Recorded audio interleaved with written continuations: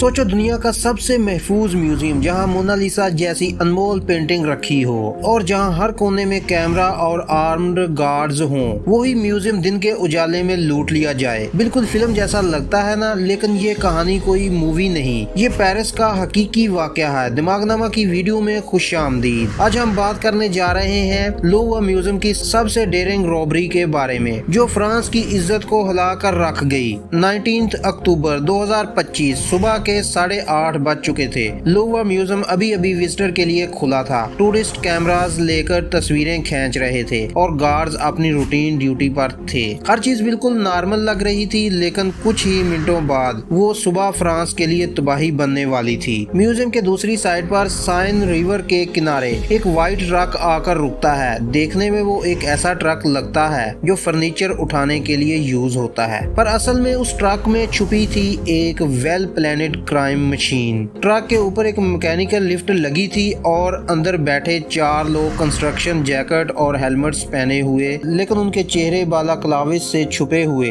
किसी को शक भी नहीं हुआ और बस कुछ सेकंड में लिफ्ट बालकनी तक एक्सटेंड कर दी गई। वो बालकनी जो अपोलो गैलरी तक जाती थी। अपोलो गैलरी लोवर के सबसे खूबसूरत कीमती हॉल्स में से एक है, जहाँ फ्रांस के शाही खजाने डिस्प्ले पर रखे जाते हैं। टियारस, नेकलेसेस और जेवरात जिन्हें देखकर आज भी लोग हैरान रह जाते हैं। लेकिन बालकनी और गैलरी के बीच एक बैरियर था, एक इंडस्ट्रियल ग्रेड ग्लास वॉल। 2 चोर बालकनी तक पहुंचकर अपने बैग से डिस्क कटर निकालते हैं और चंद सेकंड में मोटा शीशा काटकर अंदर घुस जाते हैं। अभी तक किसी गार्ड को पता नहीं चला कि क्या हो रहा है। जैसे ही वो शीशा काटकर अंदर घुसते हैं, सिक्योरिटी अलार्म बज उठता है। गार्ड्स गैलरी में पहुंचकर चोरों को देखते हैं, लेकिन वो उन्हें धमकाकर काम जारी रखते हैं। एक ने अपना पावर टूल उठाकर गार्ड की तरफ घुमा दिया। म्यूजियम में अफरा तफरी मच गई। टूरिस्ट भाग रहे थे, लोग चिल्ला रहे थे और हर जगह कंफ्यूजन थी।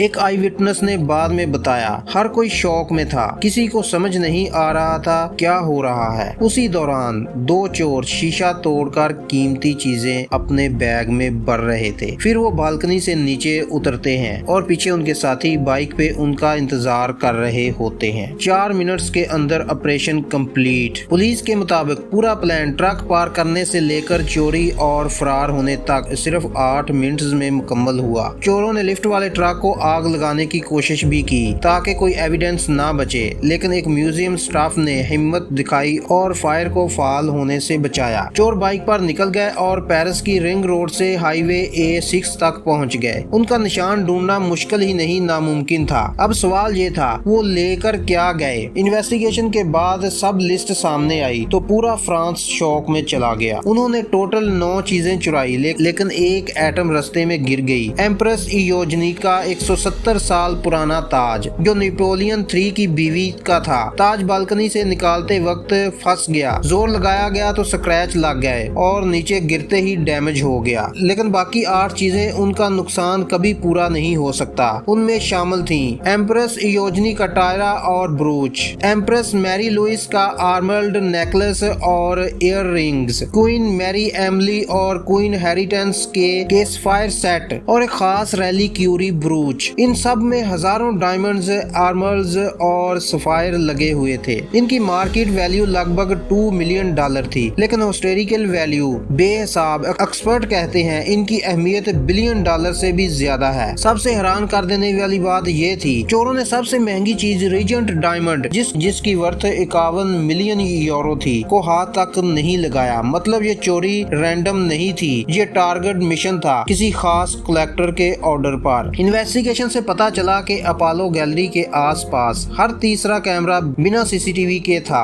और जो बालकनी पर लोकल अलार्म लगा था वो चोरी से कुछ दिन पहले ही खराब हो गया था। अगर वो अलार्म एक्टिव होता तो शायद ये रॉबरी कभी ना होती। म्यूजियम के डायरेक्टर ने सिक्योरिटी फेलियर का जुम्मा लेकर रिजाइन करने की कोशिश की, लेकिन मिनिस्ट्री ने उसका इस्तीफा कबूल नहीं किया। लोवर का ये पहला स्कैंडल नहीं था। 1911 में यहाँ से मोनालिसा की पेंटिंग चुराई गई थी और उस चोरी ने मोनालिसा को दुनिया की सबसे फेमस पेंटिंग बना दिया। 1976 में किंग चार्ल्स एक्स की तलवार गायब हुई। 1998 में एक और पेंटिंग फ्रेम से निकालकर ले जाई गई और अब 27 साल बाद एक और चोरी सबके सामने दिन के उजाले में। फिलहाल पुलिस ने 2 सस्पेक्ट सस्पेक्ट्स अरेस्ट किए हैं डीएनए और फिंगरप्रिंट एविडेंस के बेसिस पर, लेकिन अभी तक चुराया गया सामान नहीं मिला। इन्वेस्टिगेशन जारी है और फ्रांस के लिए ये केस अभी भी दर्दनाक राज बना हुआ है। दिमागनामा की इस वीडियो को लाइक और शेयर करना ना भूलिए, क्योंकि ऐसी हकीकी कहानियां हम आप तक रोज लाते हैं। मिलते हैं अगली दफा एक और दिमाग हिला देने वाली कहानी के साथ।